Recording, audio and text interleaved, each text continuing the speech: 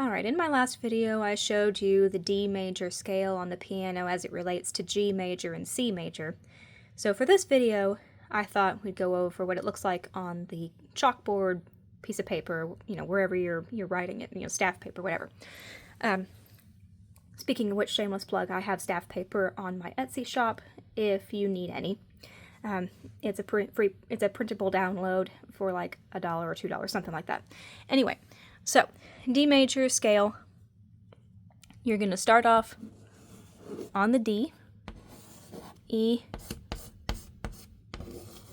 F sharp, G, A, B, C sharp, and D.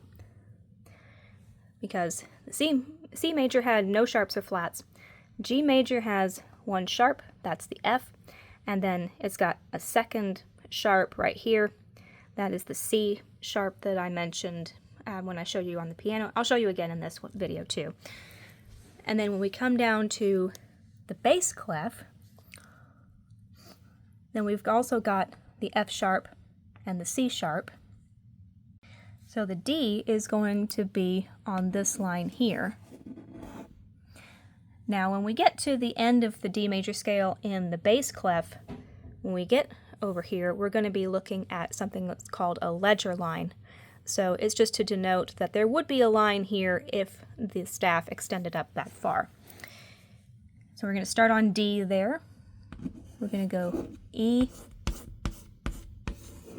F sharp, G, A, B, C, and D.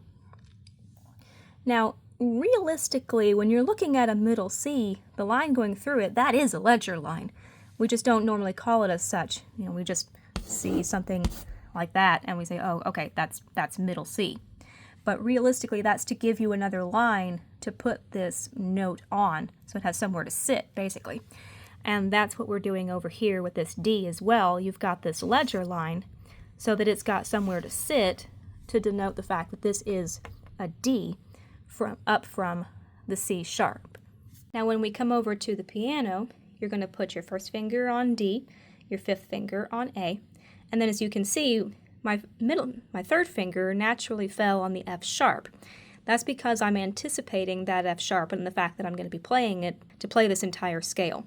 So you're still going to go from D to D, but instead of having your third finger down here, you're going to have your third finger up here.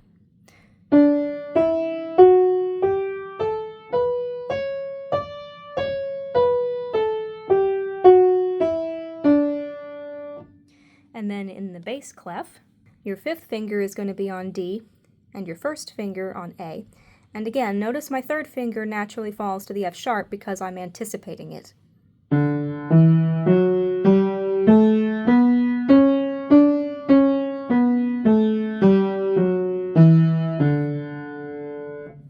Now sometimes what can help whenever you're writing out the scale is rather than just write out the notes. I mean, you can, but if you're just beginning and you're still trying to learn the fingering, what I was always told is to write the finger numbers below it so that you remember what you're going to be doing.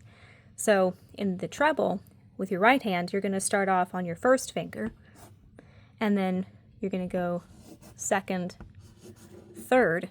You're going to cross your first finger under your third, and then put your first finger on G before you continue on and go all the way to 5 on the D. And in the bass clef, it's going to be the exact opposite. You're going to start off on the 5, 4, 3, 2, 1, cross over with your third,